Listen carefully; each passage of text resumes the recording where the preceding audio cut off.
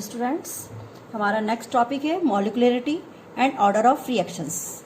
अब देखिए, थोड़ा बहुत तो ऑर्डर ऑफ रिएक्शंस इससे पहले जो टॉपिक मैंने पढ़ाया था उसमें आपने समझा होगा कि किसी भी रेट ऑफ रिएक्शंस की जो रेट ऑफ रिएक्शंस होता है वो डायरेक्टली प्रोपोर्शनल होता है किसके, रिएक्टेंट के।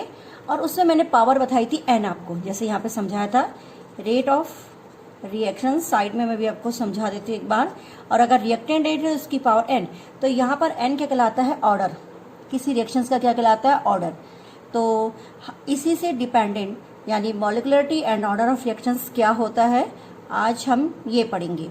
तो मॉलिक्युलरिटी यानी आणविकता, तो साफ साफ शब्दों में पता चलता है कि आणविकता यानी अणु, यानी किसी रासायनिक अभिक्रिया में या किसी अभिक्रिया में जब जितने अणु भाग ले रहे हो वो उसके क्या कहलाते हैं, आणविकता कहलाती है।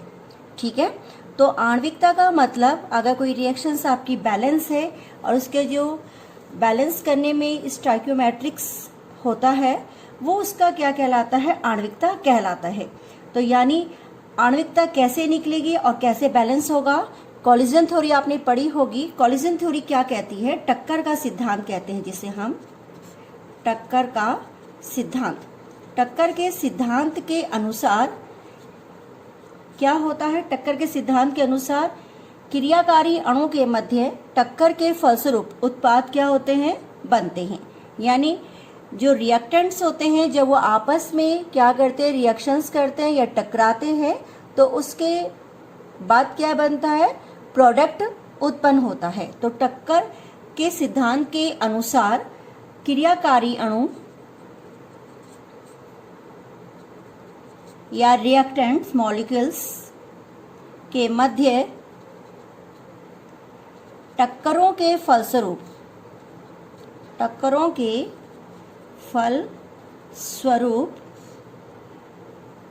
अभिक्रिया होती है, फलस्वरूप ही अभिक्रिया होती है। ठीक है, टक्कर का सिद्धांत ये कहता है कि जो क्रियाकारी अणु यानी जो रिएक्टेंट्स मॉलिक्यूल्स हैं उनके बीच में जब आपस में क्या होगा, टक्कर होगा, तो कोलिजन्स होगा, तो उसके फलस्वरूप ही क्या होगा, अभिक्रिया होगी। और अभिक्रिया में क्या प्राप्त होता है आपको, अभिक्रिया में आपको उत्पाद प्राप्त होते हैं। तो एक साथ टकराने वाले अणु की संख्या अभिक्रिया की आणविकता निर्धारित करती है। यानी जितने अणु आपस में टकराते हैं वही उसकी आणविकता कहलाती है। ठीक है, यानी आणविकता किस पे डिपेंड हो रही है, जितने अणु आपस में क्या करेंगे, एक दूसरे को टक्कर मारेंगे, उतनी ही उसकी आणविकता कहलाएगी। तो एक रासायनिक अभिक्रिया के फलस्वरूप जो उत्पाद प्राप्त होते हैं उन उत्पादों को रासायनिक अभिक्रिया में भाग लेने वाले जितने अणु होते हैं वो उसके अभिक्रिया या उसकी आणविकता, अभिक्रिया की क्या कहलाते हैं, आणविकता कहलाते हैं। तो यानी क्रियाकारी अणु की संख्या, हेडिंग लिख लेती हूँ मैं इसकी, डेफिनेशंस। क्रियाकारी अणु की संख्या में आपके पास परमाणु आ जाएगा, अणु आ जाएगा और क्या आ जाएगा, आयन आ जाएगा। ठीक है, की संख्या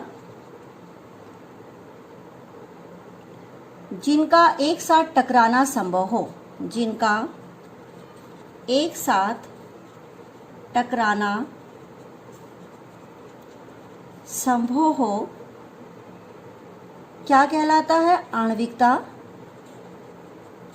कहलाता है। ठीक है, अब आणविकता क्या होती है, पूर्ण होती है। एक सबसे बड़ी आणविकता की खासियत क्या होती है, पहला ये पूर्णांक के रूप में होगी, यानी पूर्ण होगी। इंटीजर्स जैसे सपोज पूर्णांक होगी, यानी 1, 2, 3 इत्यादि हो सकती है। ठीक है, अगर किसी अभिक्रिया में, अगर इफ ओनली वन पार्टिकल्स, ठीक है, अगर किसी अभिक्रिया में एक पार्टिकल्स यानी एक अणु क्या लेता है, पार्टिसिपेट करता है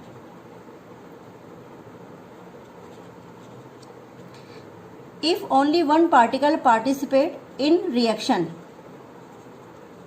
तो ये कहलाता है आपका, क्या कहलाती है, एक आणविकता वाली अभिक्रिया कहलाती है। इस अभिक्रिया की आणविकता क्या होगी, एक। तो इसको आप जब बोलेंगे एक आणविक यानी यूनी मॉलिक्यूलर रिएक्शंस, ठीक है।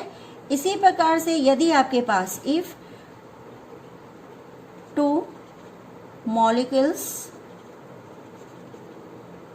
अटेंड इन रिएक्शंस, यदि अभिक्रिया में दो अणु भाग ले रहे हैं तो उसको कहलाते हैं बाई मॉलिक्यूलर रिएक्शंस। तो वह दो अणु वाली रिएक्शंस कहलाती है। इसी प्रकार से आपका त्रिअणुक हो जाता है कि if 3 molecules attend in a reactions, तो वो कहलाता है ट्री मॉलिक्यूलर रिएक्शन, ठीक है। तो कहने का अर्थ है कि आणविकता यानी टक्कर के सिद्धांत पर डिपेंड होती है। कितने भी आपके क्रियाकारी अणु जब मध्य आपस में टकराते हैं तो उसके फलस्वरूप क्रिया होगी, और जितना अणु आपस में टकराएंगे वही उसकी आणविकता को निर्धारित करेंगे। यानी क्रियाकारी अणुओं की संख्या जिनका एक साथ टकराना संभव हो वो उसकी क्या कहलाता है, आणविकता कहलाता है। आणविकता हर समय पूर्णांक में होती है 1 2 3। अगर एक भाग ले रहा है पार्टिकल्स तो वो यूनिमोलिकुलर्स कहलाएगा, और रिएक्शन विधि 2 ले रहे हैं तो बाई मॉलिक्यूल्स, और अगर 3 ले रहे हैं तो ट्राई मॉलिक्यूल्स कहलाता है। क्लियर हो गया। तो ये हमारा अभिक्रिया की आणविकता यानी मॉलिक्युलरिटी ऑफ अ रिएक्शंस कहलाएगा, ठीक है। अब इसके भी 3 पार्ट किए गए कि मॉलिक्युलरिटी ऑफ द एलिमेंट्री रिएक्शंस किस प्रकार से होती है। तो आप इसका एक स्क्रीनशॉट लीजिए, फिर मैं आगे बढ़ती हूँ। चलिए स्टूडेंट्स, अब हम आगे की ओर इसको ले जाते हैं कि जो आपकी आणविकता है वो क्या है, कितने प्रकार से उसे बनाया गया। तो यहाँ पे मैं लिख रही हूँ पहला पार्ट इसका, मॉलिक्युलरिटी ऑफ एलिमेंट्री रिएक्शंस, ठीक है। मॉलिक्युलरिटी ऑफ एलिमेंट्री रिएक्शंस क्या है, वे साधारण अभिक्रिया है जो केवल एक स्टेप में होगी। It's only one step. यह अभिक्रियाएं क्या है, केवल एक स्टेप में कंप्लीट होती है। तो क्या कहलाती है, मॉलिक्युलर एलिमेंट्री रिएक्शंस कहलाती है। मौलिक यानी एलिमेंट्री, मौलिक अभिक्रिया की आणविकता है, तो इसका मतलब है एलिमेंट्री रिएक्शन से ये जो कितने स्टेप में होगी, ओनली 1 स्टेप में, ठीक है। तो इसको कहते हैं मौलिक अभिक्रिया। इस अभिक्रिया में जो भाग लेते हैं अणु वो उसकी आणविकता को क्या करते हैं, व्यक्त करते हैं। तो किसी संतुलित समीकरण में भाग लेने वाले किसी भी जो संतुलित समीकरण होते हैं यानी बैलेंस रिएक्शंस होती है उसमें व्यक्त करने वाले अभिकारक परमाणु, अणु, आयन वो उसके क्या कहलाते हैं, मौलिक अभिक्रिया की आणविकता कहलाते हैं। तो हम लिखेंगे इसे कि किसी अभिक्रिया में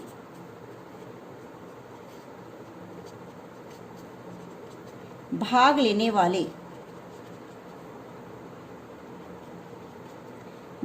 वाले क्या, मॉलिक्यूल्स, एटम एंड आयन, ठीक है। ये तीनों चीजें अगर किसी अभिक्रिया में भाग लेने वाले मॉलिक्यूल्स, एटम्स और आयंस, ये तीनों, ठीक है, की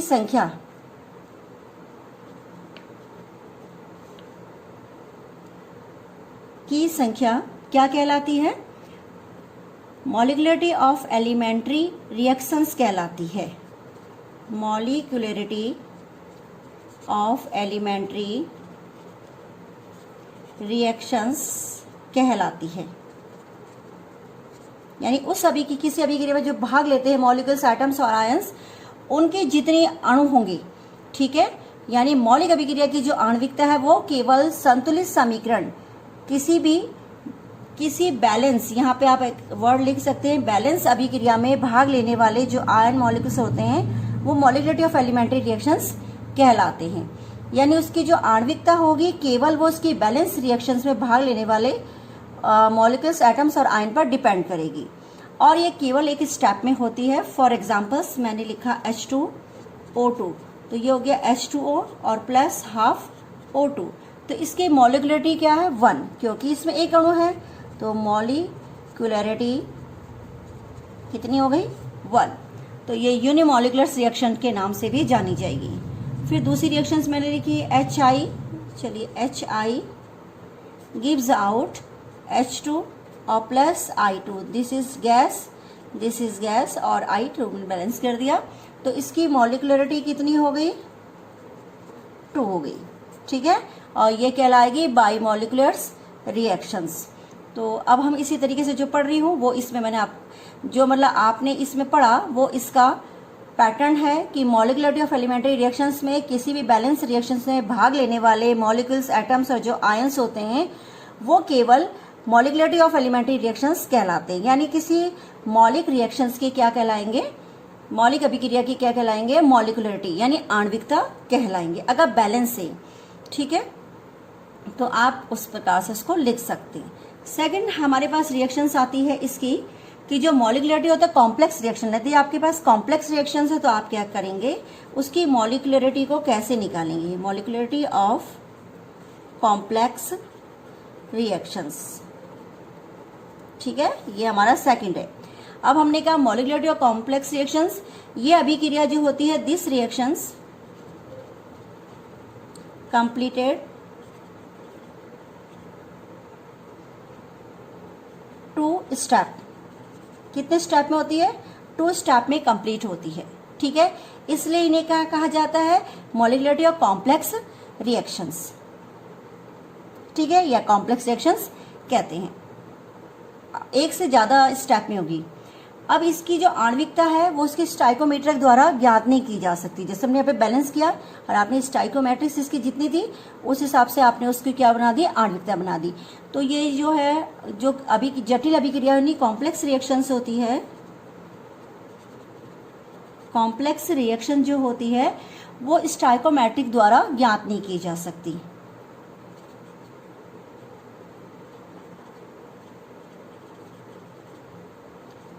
द्वारा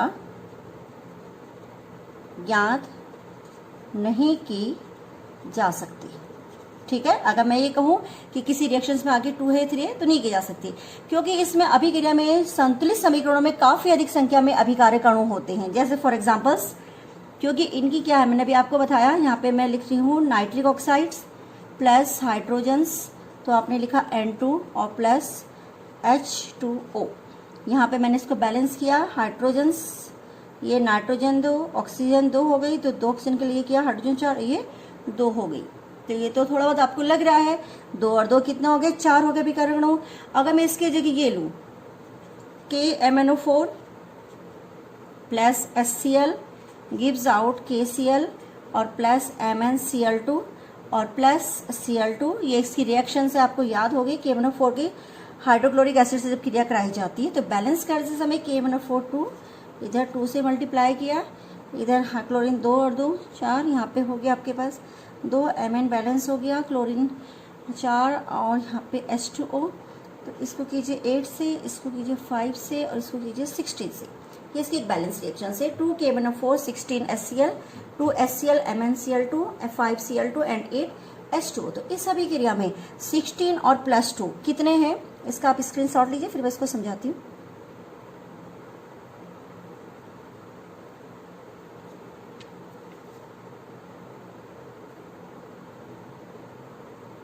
हो गया, देखिए इस अभिक्रिया में 16 और प्लस 2 कितने हैं, 18 क्या है आपके पास, मॉलिक्यूल्स हैं जो पार्टिसिपेट कर रहे हैं अभिक्रिया में। तो कुल मिला के 18 अणु हैं, तो 18 अणुओं का एक साथ टकराना पॉसिबल नहीं है। तो हम इसको इस प्रकार से बताते हैं कि अगर 16 अणु अभिक्रिया में लिखेंगे 16, कितने थे 16 क्या था आपके पास, यहाँ पे हम दोबारा देखेंगे 16 HCl और कितने भाग हो गए 16 HCl और 2 भाग किसके हो गए KMnO4 के, टोटल कितने हो गए 18 अणु। ठीक है, टोटल 18 अणु का एक साथ टकराना संभव नहीं है। ठीक है, एक साथ हम इसको टकरा नहीं सकते, क्योंकि जब एक साथ टकराएंगे तो इसके मध्य जो स्पीड होगी वो क्या हो जाएगी, बहुत कम हो जाएगी, यानी टक्करों की संख्या कम हो जाएगी। अगर हम इनको एक साथ अगर हम मतलब कुल मिलाकर किसी है कि अगर अभिक्रिया के अणु, अभिकारक के अणु ज्यादा होते हैं तो टक्करों की संख्या क्या जाती है,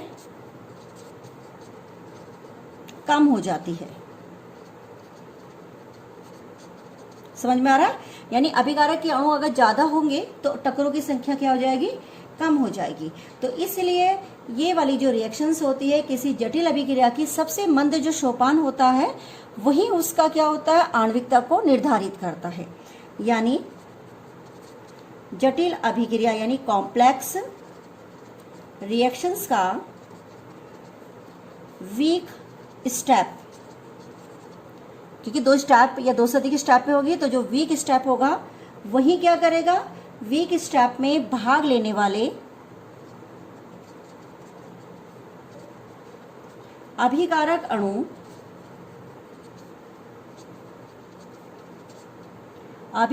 अणु ही क्या करते हैं, पर इसकी आणविकता को प्रदर्शित करते हैं, आणविकता को प्रदर्शित करेंगे।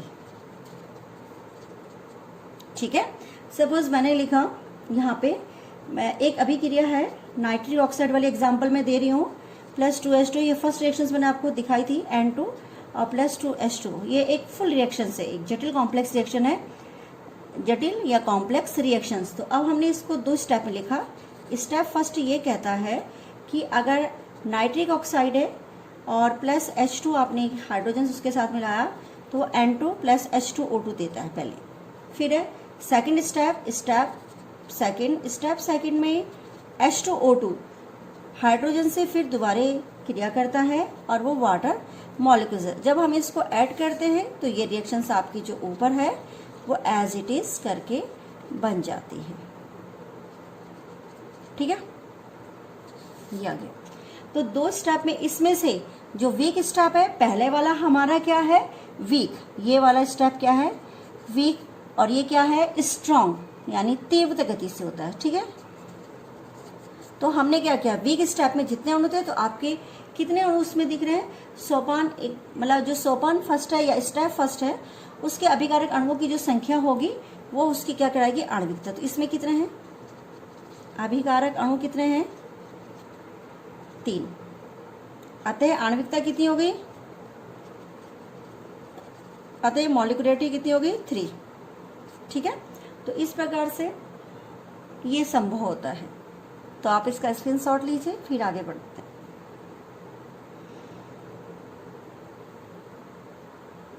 अब हम आते हैं इसके बाद अभिक्रिया की कोटि, ऑर्डर ऑफ रिएक्शंस, जो थोड़ा बहुत आपने पहले भी पढ़ा, मैंने इसके 2 स्टेप्स आपको पढ़ाया, ऑर्डर ऑफ रिएक्शंस।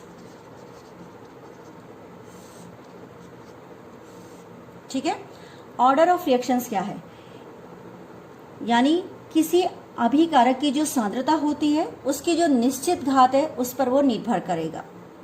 ठीक है, अभिकारक की सांद्रता, concentration of the reactant power is called, क्या कहलाएगा, ऑर्डर ऑफ रिएक्शंस। कॉन्सेंट्रेशन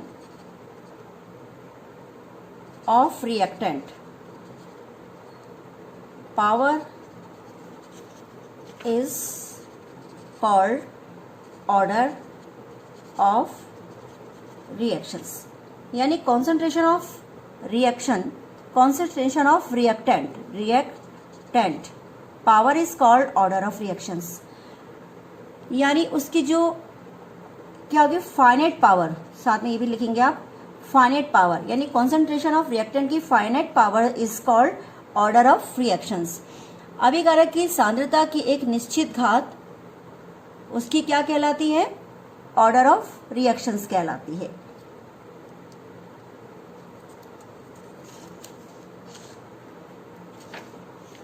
तो ऑर्डर ऑफ रिएक्शंस को हम किस तरीके से पढ़ रहे हैं?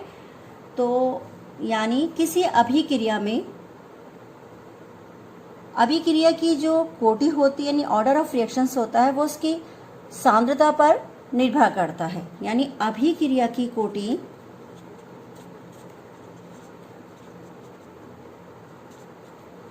उसकी सांद्रता पर निर्भर करती है। ये इसका मेन पॉइंट है, ठीक है, कि अभिक्रिया की कोटि उसकी सांद्रता पर क्या करती है? निर्भर करती है। अगर आपके कंसेंट्रेशन, सपोज हमने फॉर एग्जांपल्स ये लिया, small a capital A, small b capital B plus small c capital C, और बन गया आपका प्रोडक्ट, कोई भी हो ये, ठीक है। तो अब हम लिख रहे हैं रेट। क्या रेट है इसका? तो आपको कल मैंने रेट लॉस बताया था, तो उसी में ये बताया होगा कि किस प्रकार से, और सी और इसकी पावर्स कितनी हो गई? आर। ये फिलहाल ए बी सी या ए क्यू पी क्यू आर, इस हिसाब से इसको लिखा जा रहा है। तो कुल इसमें टोटल ऑर्डर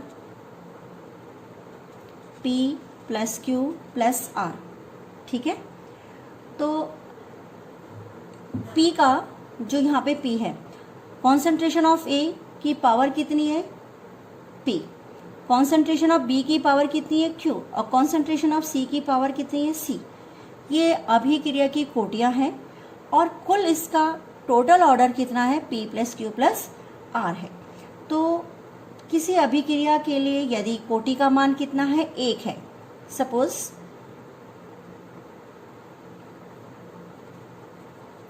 कोटि का मान कितना है? 1, तो वो कहलाएगा आपका फर्स्ट ऑर्डर रिएक्शंस। क्या कहलाएगा? First order reactions. Point number 2, यदि ऑर्डर्स का मान यानी कोटि का मान कितना है? 2, तो ये कहलाएगा सेकंड ऑर्डर रिएक्शन, ठीक है। और इसी प्रकार से तीसरा पॉइंट है, यदि ऑर्डर्स की वैल्यू कितनी है? 3, तो कहलाएगा थर्ड ऑर्डर रिएक्शंस, ठीक है। तो जितनी कोटि होगी या जितना ऑर्डर्स होगा वो उसका कहलाता है। अब कोटि और वो ऑर्डर्स और मॉलिक्युलरिटी में क्या डिफरेंसेस है, तो यहाँ पर मैं आपको शॉर्ट में समझाती हूँ। ये है आपका मॉलिक्युलरिटी और ये क्या है? ऑर्डर। तो मॉलिक्युलरिटी और ऑर्डर में जो डिफरेंसेस है, पहला पॉइंट तो ये है, जो मॉलिक्युलरिटी होती है वो कभी भी नेगेटिव नहीं होती और हर समय क्या होती है? इंटीजर्स होती है, यानी इंटीजर होगी नॉट नेगेटिव, ठीक है। एक तो नेगेटिव नहीं होगी और दूसरा क्या होगी? इंटीजर्स होगी, यानी पूर्णांक होगी। यहाँ पर ऑर्डर है, पहला पॉइंट, ऑर्डर में नेगेटिव हो सकता है, ठीक है, फ्रैक्शन हो सकता है और ये 0 भी हो सकती है, ठीक है। समझ में आया? पॉइंट नंबर 2 जो मेन पॉइंट है, सेकंड पॉइंट आप ये कहेंगे, जो परमाणु अणु और आयन होती है वो उनको एक साथ टकराना होता है अभिक्रिया को संपन्न करने के लिए। यानी जो आपका आयन्स है, ठीक है, आयन हो गया, मॉलिक्यूल्स हो गया, मॉलिक्यूल्स और एटम हो गया, ये सब आपस में क्या करते हैं? एक साथ क्या करते हैं? कॉलिजन करते हैं, टकराते हैं। जबकि इसमें क्या है? ये केवल डिपेंड करता है किस पर? पावर ऑफ कॉन्सेंट्रेशन पर। Power of concentration of reactant, ये केवल रिएक्टेंट की पावर ऑफ कॉन्सेंट्रेशन पर क्या करता है? निर्भर करता है, ठीक है। अगर आप चाहें तो पॉइंट नंबर 3 ये भी लिख सकते हैं। ये क्या है? ये प्रैक्टिकल्स है, ये प्रैक्टिकल स्टेटमेंट है। यहाँ पे मैं लिखती हूँ प्रैक्टिकल स्टेटमेंट, यानी प्रायोगिक तथ्य है, ठीक है। और ये वाला है थ्योरेटिकल।